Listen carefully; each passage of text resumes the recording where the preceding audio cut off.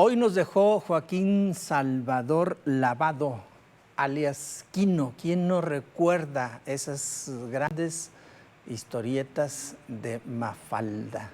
Edgar Suazua, muy buenas noches. Muy buenas noches, Sergio, y muy buenas noches al auditorio. Efectivamente, un duro golpe y a una de las figuras que marcaron al siglo XX y que sigue marcando, de hecho, prácticamente 6 décadas después. Recordemos que ayer, específicamente ayer, se celebraban 56 años del nacimiento de Mafalda. Estábamos recordando este aniversario y solo unas horas después, alrededor de las 9 de la mañana de hoy, se confirmó a través de redes sociales la muerte, el deceso de Joaquín Salvador Lavado Quino, allá en su natal Mendoza, Argentina, donde nació en 1932. Y este humorista gráfico, el más grande que ha entregado América Latina en el siglo XX, y que dejó un legado. Increíblemente, las historietas de Mafalda, que nacieron en 1964, terminaron en 1973, pero por su manera de plasmar la realidad, ese humor tan característico que tenía Quino y que plasmó en Mafalda, ese deseo de paz, ese deseo de que los derechos de los niños realmente sean respetados, ese deseo real de que haya justicia. Recordemos también que todo esto se ve reflejado, el bien y el mal, en los personajes que acompañaron a Mafalda. Tenemos, por ejemplo, a Felipe, tenemos también, por ejemplo, hay que recordar a Libertad, hay que recordar a Burocracia, que era la tortuga de Mafalda, una manera maravillosa de reflejar a esa burocracia latinoamericana y que desafortunadamente se sigue presentando como tal. De hecho, Quino en el 2016 dio una entrevista a la agencia EFE en donde dijo que es increíble que todo aquello que yo pensaba en su momento sigue estando vigente en el siglo XXI. Así que desde ese momento que se notificó el deceso a consecuencia de un accidente cerebrovascular que ya venía arrastrando problemas desde hace años, Quino, de hecho, ya era necesaria una silla de ruedas para su movilidad.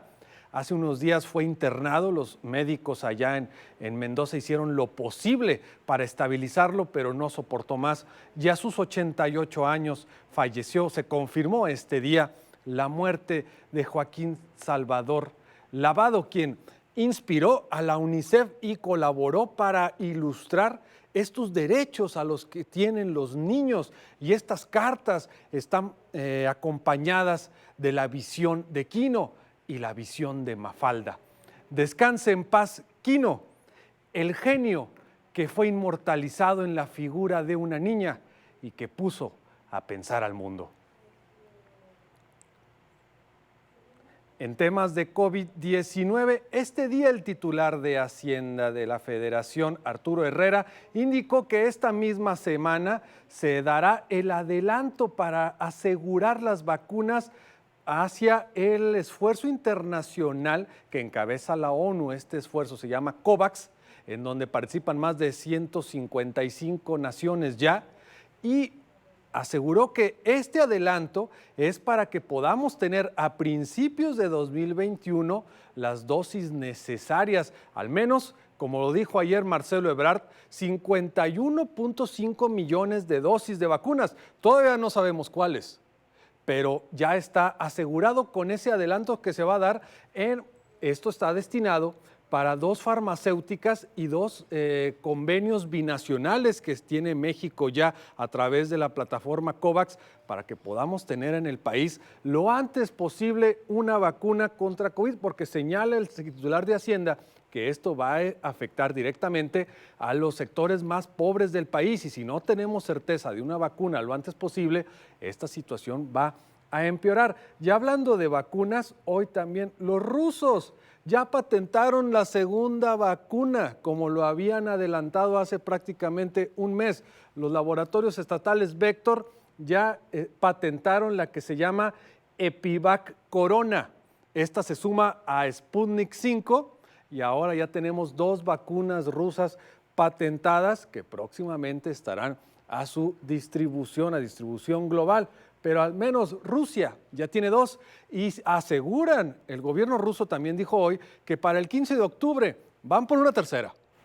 De esa manera es la apuesta de Rusia. Esperemos que realmente funcionen. Recordemos que de los 5,000 pacientes que están participando en la fase 3 de ensayos de Sputnik 5, ninguno ha presentado situaciones adversas, a diferencia de los 2 pacientes de AstraZeneca que hace unas cuantas semanas presentaron y que vieron tuvieron la obligación de frenar los estudios para seguir los análisis de lo que está ocurriendo con los rusos. Según la información del mismo gobierno del Ministerio de Sanidad, no hay ningún problema hasta el momento y ya para el 15 de octubre tendremos 3 vacunas rusas. Y también hablando de COVID y hablando del secretario de Relaciones Exteriores, Marcelo Ebrard, dijo esta mañana desde Palacio Nacional que prácticamente no nos hagamos ilusiones con la reapertura de la frontera norte de este país. Dijo que no habrá reapertura de los puentes internacionales para viajes no esenciales hasta que todos los estados que componen la franja fronteriza con Estados Unidos estén en semáforo verde, lo cual hasta el día de hoy no ha ocurrido. Todos, indicó, permanecen en amarillo, salvo uno, que es Nuevo León, el cual se encuentra en naranja. Pero si para el siguiente semáforo epidemiológico, que se daría hasta la próxima semana, habría alguno de los estados donde se está involucrado Coahuila, cambia a verde, no sería suficiente para reabrir la frontera. No se abriría por estado, se abriría general. Así que necesitamos que en este caso Sonora, Baja California, Chihuahua, Coahuila, Nuevo León y Tamaulipas estén en semáforo verde todos para que se reabra la frontera. Estamos esperando para el 21 de octubre noticias, pero al parecer la frontera seguirá cerrada. Todavía es especulación, pero de acuerdo a lo dicho al titular de Relaciones Exteriores del país, es muy probable que se extienda hasta noviembre. Ni modo, el shopping tendrá que esperar. Y hablando de nuestros vecinos en la frontera de Texas, una ameba comecerebros mortal se encuentra en el agua potable, así como lo estamos escuchando. En el agua potable de Lake Jackson, Texas, que se encuentra a menos de 100 kilómetros de Galveston, en este lugar fue detectada una ameba que ya mató a un niño de 6 años y presuntamente se encuentra en el agua que la gente consume.